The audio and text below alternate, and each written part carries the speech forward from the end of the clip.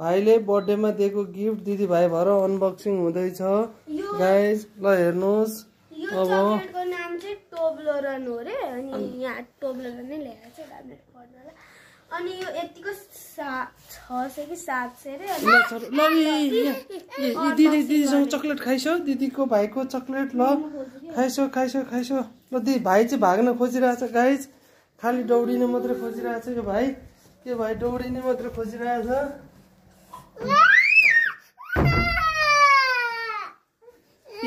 हेर्नुहोस् गाइज यस्तो चकलेट हुँदो रहेछ ल फर्स्ट टाइम इन सोयसा Kathmandu trying this expensive chocolate. Bite it. First bite ब्रदरलाई दिएर सेकेन्ड बाइट यु अनि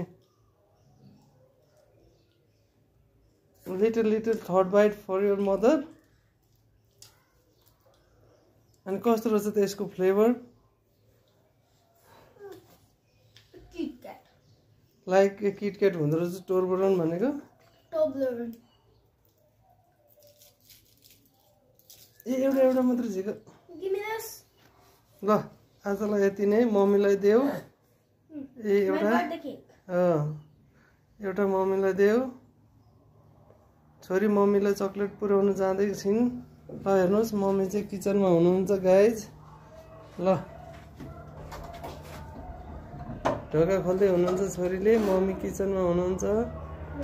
किचनमा मम्मीलाई गिफ्ट गरेर आइसक्नु भयो छोरीले भाइ पनि जाँदै हुनुहुन्छ भाइ पनि गिफ्ट गर्न जाँदै हुनुहुन्छ छोरी गिफ्ट गरेर आइसक्नु भयो